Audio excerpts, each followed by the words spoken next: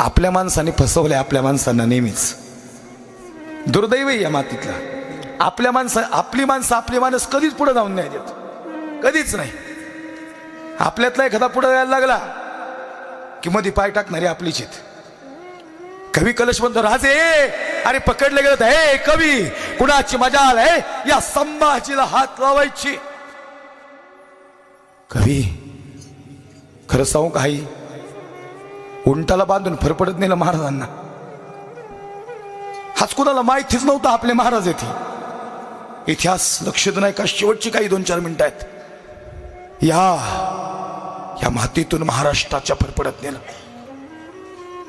दादा अहो इथंच कातडी संपलेली महाराजांची. आज राजे रडत होते बर का. कधी न रडणारा राजा, अपराजित योद्धा, जो एकही युद्ध न हरला, पण आज रडत होता. 20 फुटावनी साखदंड टाकले तवा गिरफ्त झाला. कुणाची मजाल नव्हती राजाला स्पर्श करायची. कवी कलश म्हणतो, राजे अरे का रडताय. राजे म्हणतात, कवी अरे या पाना पुलांना माहिती नाही त्यांचा संभाजी. अरे त्या गड किल्ल्यांना, त्या शिवनेरीला, त्या रायगडाच्या शौर्यतेला सांग त्यांचा संभाजी पकडला गेला रे. तो जंजिरा दिसतो का कवी. तो जंजिरा म्हणजे माझ्या आईबापाचं शेवटचं स्वप्न. मायबाप म्हणतात, बाळराजे जंजिरा घ्या बरं का एकदा आयुष्यात. खरं सांगू का तुम्हाला, अहो सगळे सिद्धी असे पिळले होते महाराजांनी, एक बी ठेवला नव्हता. घेतलाच होता जंजिरा. मोठं वाक्य सांगतोय का, जंजिऱ्याची बात काय. अजून थोड्या वर्ष जगले असते ना राजे, दिल्लीच्या तख्तावर भगवा फडकवला असता. इतकी भयानक ताकद होती. जगदंब कवी कलश म्हणतो, राजे हा डोळ्यात पाणी नाही चांगलं दिसत.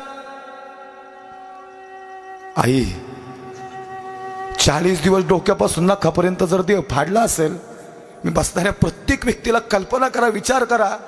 स्वयंपाक करताना सुरीने इळीने एवढं कापलं आणि त्याच्यावर मिठाचं पाणी पडलं की सहन होत नाही. आई मला सांगा ना महा, डोक्यापासून नखापर्यंत जर सगळ्या जखमा काढल्या असत्याल, सगळी कातडी सोडली असत्याल, आणि या उघड्या देहावर हजार मिठाचं पाणी पडलं असेल तर काय वाटलं असेल महाराजांना. दादा पाण्यातून मासा बाहेर यावा असा तडफडला असता हो. महाराज एवढे बी हल्ले नाहीत. कवी कलश म्हणतो, राजे काहीच होत नाही का हो. राजे म्हणतात, कवी अरे आई नाही म्हणतोय संभाजी छावा आहे. अरे झुकल तो छावा कोण मग. खरं सांगू का, हा छावा कुणासाठी उभा होता. हा छावा हिंदू धर्मासाठी उभा होता.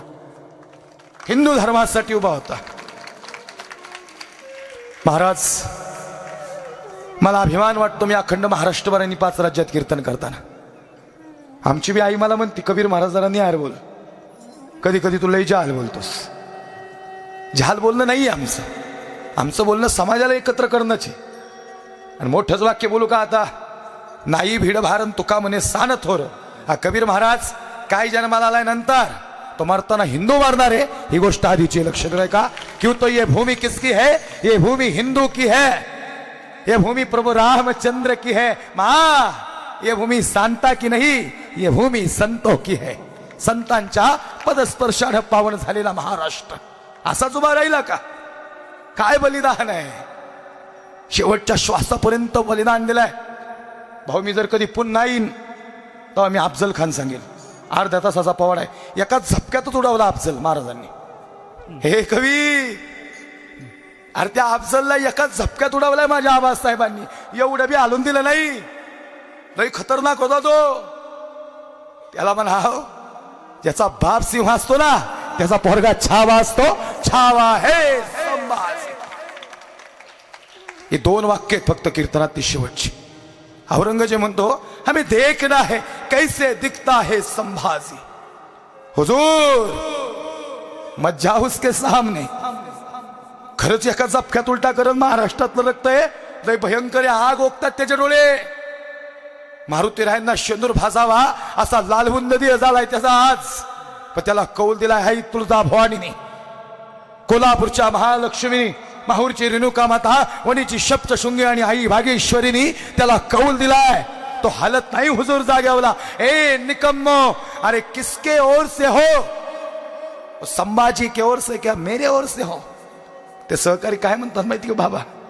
हुजूर इस वक्त ना तो हम आपके तरफ से है ना हम संभाजी के तरफ से है, हम सच्चाई के तरफ से है. और सच ये है कि संभाजी छावा है हुजूर, और छावा झुकता नहीं किसी के सामने. आणि मग औरंगजेब म्हणतो यल्लाह ए परवरदिगार, बघितला शंभूराजांना समोर ये जज्बा क्या बनाया, इसको किस मिट्टी से बनाया? एक तो संभाजी देते हमारे जनान खाने में, कौन म्हणता? औरंगजेब. तो पूरी दुनिया पे राज करते हम. है क्या हम में से कोई ऐसा? देखो इसका तेज. औरंगजेब म्हणतो एक तो संभाजी देते. अरे औरंगजेब तू काही यडपट आहेस का रे? तुझ्याकडे येतो नाही महाराज जन्माला. महाराज जन्माला येतात महाराष्ट्राच्या मुशीत, आणि छत्रपती शिवाजी राजांच्या कुशीतच जगी यायचा बाप हवा, ज्याचा वंश मुक्ती सहावा. बाबा तुम्ही आम्ही छावा म्हणावं याच्यात नवल नाही हो. औरंगजेब छावा म्हणत नव्हता, इथं सगळं थांबलं होतं. छावा चित्रपट आत्ता आला, आम्ही 15 वर्ष पोटतिडकीने इतिहास सांगतोय. मी ज्या मातीतून येतो ना, तानाजी मालुसरेंचं बलिदान आहे तिकडं. नरवीर सुभेदार तानाजी मालुसरे गड आला पंसीमा गेला, आधी लगीन कोंढाण्याचं आणि मग माझ्या रायबाचं. परत होले नाहीत बरं का शिवांचं, फार कमी आयुष्य, पण मात्र जीवन मात्र समाजासाठी. शेवटचं वाक्य गुडघ्यावर बसला औरंगजेब आज. भगवा होता महाराजांच्या कमरेला. भगवा म्हणजे मान, भगवा म्हणजे शान, आणि भगवा म्हणजे महाराष्ट्राचा स्वाभिमान. तो भगवा शंभूराजांची मान ताट करत होता. कवी कलशवंत राजे, तुमच्यासारखा मित्र मिळायला लई भाग्य लागतो राजे. अहो राजे डोळ्यात बाबा तप्त सळ्या गेल्या डोळ्यात,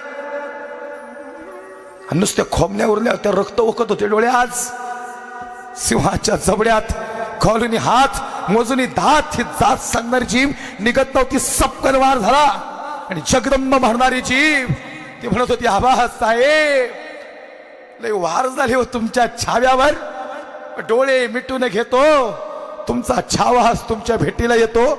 एवढा बी हल्लो नाही आबासाहेब.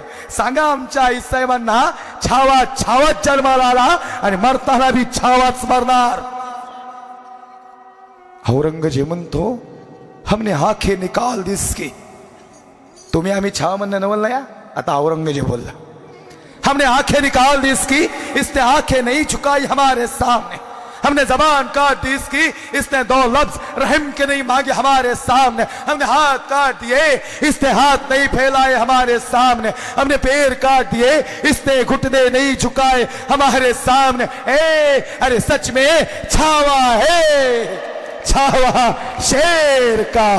प्रौढ प्रताप पुरंदर क्षत्रिय कुलावतंस सिंहासनाधीश्वर राजाधिराज महाराज शिवछत्रपती शिवाजी महाराज की, धर्मवीर संभाजी महाराज की. ज्ञानेश्वर ज्ञानराज